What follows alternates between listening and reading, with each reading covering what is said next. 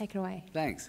I've actually included nothing in this talk of the work that we do, but I'm particularly proud of reorganising everyone's understanding of why the Great Wall of China was built. And so I now go to dinner parties and go, we did that. We invented that rabbits thing, right? Which was a phenomenal success, not only in Australia, but we still get MMSs from the Great Wall, from German people and from people from all over the world holding signs up saying it was built to keep the rabbits out. So, and it happened completely by accident. It was about 8 years ago, and the youngest team in our creative department came up with the idea. They've never written another thing since. I don't know why. Matt and Anna did an amazing job on that and then disappeared and blew up. Their egos got out of control, which is one of the things. Oh, we're gods, we're demigods. We've done this amazing job. So anyway, I'm going to talk a little bit about what happens when you judge advertising in Cannes. After MIP, which we were talking about earlier, is the advertising festival. And the first year I was invited to be the Australian judge in Cannes, I had to sit through 6,500 television commercials. Just for the record, the worst ones are the corporate banking ads, because they're all 3 minutes long, and they all talk about teamwork, and they all show big major maxi yachts with crews working together. So after you sit through about an hour and a half of this, you're like, please turn the fucking thing on. And they have people sitting at the back of the room that remind you have to vote after every ad because you fade out. So you watch like your 6,000th ad and the French woman at the back goes, and vote? Oh, fuck yeah, that's why I'm here, I've got to vote. So it's a little bit like that scene in A Clockwork Orange for anyone here who can remember that, where Andy McDowell had to watch these films. So the first year I judged, it was 6,500, then I needed 2 years off. And then the next year I judged, it was about, I don't know, 5,500 entries. So I've seen some ads, and you would never normally do that to yourself. This is what happens. Some of the things. Last year was, amidst an extraordinary period of fiscal instability, Australia surprised everyone by ranking 6th in the world at the Cannes Advertising Festival, just behind the US, the UK, Germany, Brazil and France. And I'm talking about awards tally, total Lions won. So when you think about it, we came 6th. But when you measure that result in terms of awards won against population size, then we won by like a country mile, to use an Australian colloquialism, which was largely due to the Best Jobs in the World campaign, which everybody's seen, right? So I'm not going to show you that. We all saw the Best Job for Tourism Queensland, which won a Lion in almost every category. They were really smart because they came up with the idea and they just entered it everywhere, anything that moved, and they won in it. So it was just brilliant. So it pushed our tally up through the roof.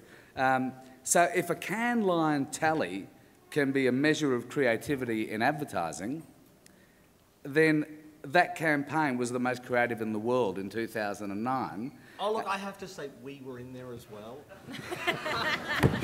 And you did a great job too, I might add. No, but it was, we supplied this filmware. But the funny thing, I mean, it wasn't not funny, but it didn't come out of Sydney. It came from a little ad agency in Brisbane, which was kind of interesting in itself. And that ad agency in Brisbane had never really won an award in Cannes, and it was just a phenomenon, this thing. So, coincidentally, it got me to thinking, Australia did really well creatively in the last economic downturn as well. And I got to thinking, why? Why is it that when things go to shit, we do really well creatively? And I guess what it gets down to is consumers and customers, us, we kind of get nervous in difficult economic times, and we start to reduce our consumption of things. Okay, I'm not going to buy that bike, I'm not going to buy that new car, I might hold off a little bit on that holiday.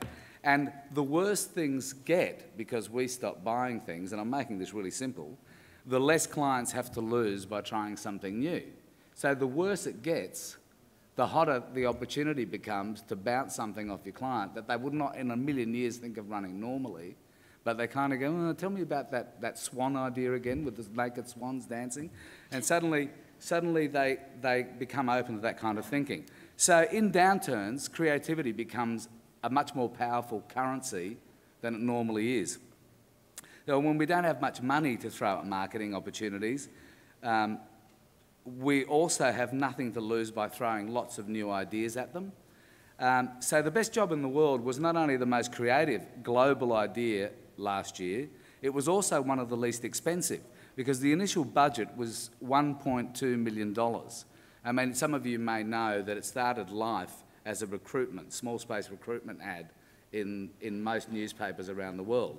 So the initial investment was to run a tiny little recruitment ad that said, you know, best job in the world.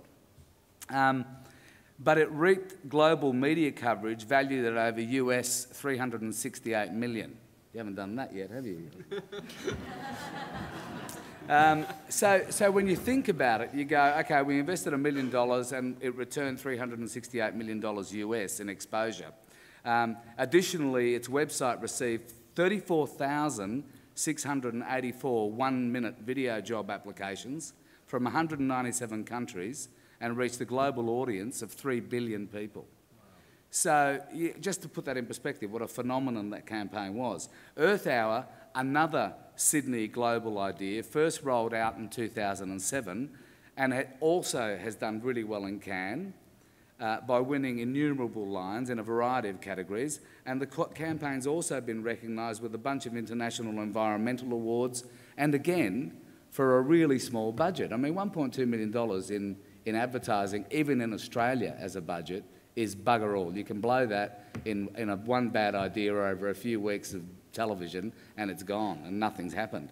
So tough times have effectively, I think, and that's a lot of evidence that Best Jobs and Earth Hour, tough times have actually turned our local creatives into global experts in leveraging social media for marketing. And that's probably been the biggest shift we've seen in creativity in the industry. So when we are inherently nervous, we trust our friends and family for sales advice more than we trust advertising, right? So we used to call that word of mouth.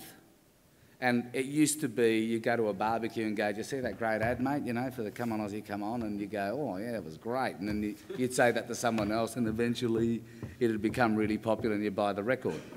So now, of course, when word of mouth is driven by social networking and the news media, it actually becomes a really inexpensive and really personalised mass media.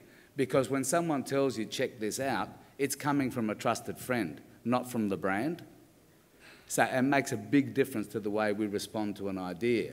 And it applies to everything, whether it's music, whether it's swimwear, whatever the hell it is. So what happens when you get that right is the actual population become your sales team, because they're out there actively selling your stuff just because they like it. So I just want to show you an example. New Zealand, again, you know, really small population, seriously punched above their weight last year in Cannes, and often do. They're sort of right up our jacksie, and they've got a population of Sydney across the whole country. So you kind of go, how does that work? What's going on down there? You know, I know they're into the smoko, but that's like Jesus.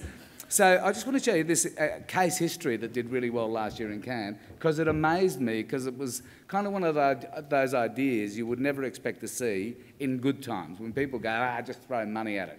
This had to do a bit of thinking. So I'll show you the case history just for a bit of engagement. 3news.co.nz. See it first.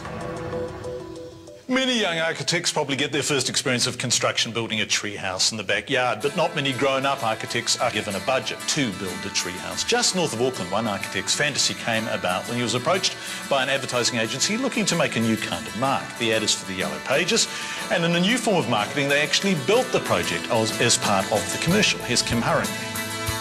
Ising's design has captured architectural imaginations. Artists' impressions have gone viral on the internet.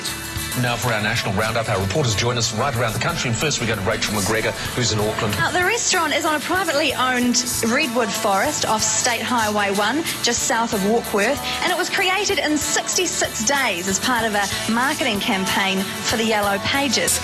They auditioned average Kiwis with can-do attitude to lead a one-of-a-kind project.